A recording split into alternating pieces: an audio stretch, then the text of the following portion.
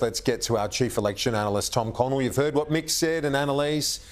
Your take, Tom. Where are we at 1:05 Eastern Daylight Time in Australia? Well, let's just update a couple of the states. Quite a few have been taken off the map again and show you why. The first one is Texas, and look, it's been spoken about a bit more at least lately, and not a huge margin here, but with the vote to come, this is going to be Donald Trump carrying that state with a whopping, of course, 40 electoral college votes. These are not flip states, so this is as we were expected, but just taking them off the map, if you like, calling them. So the other one was Louisiana, the other sort of larger one. Again, we're talking about Louisiana. In fact, we don't even have any vote in that yet, but there is vote recorded in the other system. So for the sake of it, we'll say Donald Trump has won. When we're looking at the map, so this is the live map, you can see how much this has updated just in the past 20 minutes. Donald Trump, 178, Kamala Harris, 113 so far. We don't have any confirmed flipped seats that were Democrat and went Republican or vice versa. So that's important to add here.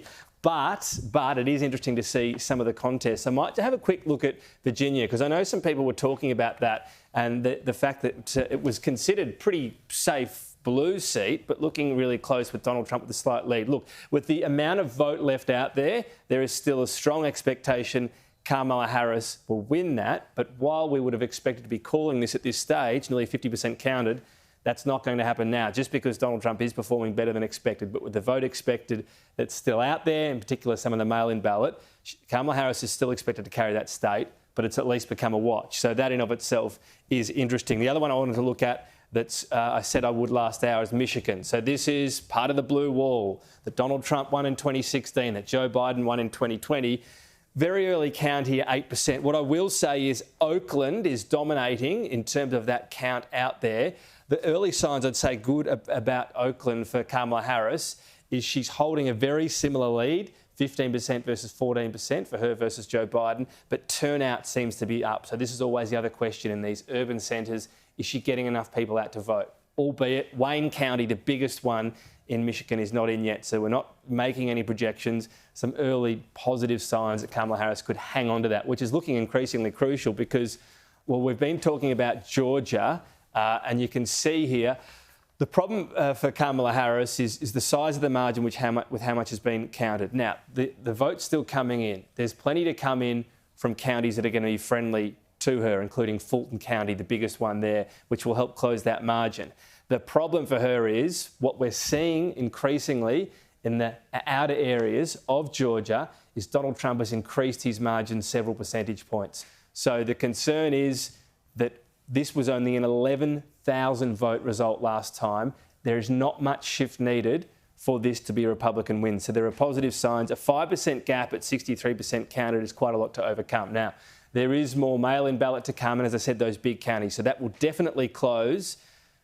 Probably in the next half hour, we're going to start to be able to get projections on how much it's going to close, and that's when that could come into calling territory. But it's going to close. There's more Democrat vote out there, but I would agree it's looking positive for Donald Trump for a potential flip in the seat of Georgia. So let's go to the scenario right now, and I know Mick Mulvaney was talking about what the scenario is that point. So this is not us calling things, but in that situation. In fact, I might just restart that situation there to go back to where we are, what we're sure of. So if we have Kamala Harris here taking New Hampshire, and if we have as well, let's assume Donald Trump, we haven't seen, incidentally, Iowa just yet. If we put that in his column, assume it was somewhat of a rogue poll. If we then say North Carolina is a whole, we're not calling that yet. I think the signs are reasonable for him, considering it looks like a little bit of improved vote for him, and he already holds the state, or he won the state last time. And Georgia, you see here the narrowing of the path. For example, from that point, if he gets them, Pennsylvania would be game over. Just as one example, he would be exactly on 270, which is game over. And then you've also got, well, the concern is Arizona has always been seen as the most likely to flip.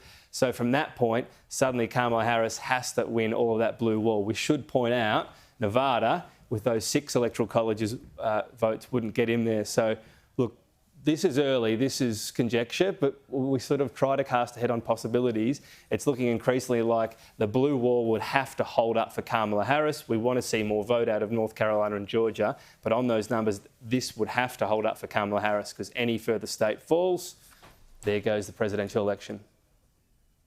Tom, so far the polls have got it right, as I mentioned to Mick Mulvaney earlier, and the analysis that things look like they're going to come down not just to the blue wall, but to the state of Pennsylvania, the Commonwealth of Pennsylvania, and its 19 electoral college votes. Yeah, exactly. And because let's not assume all these go that way.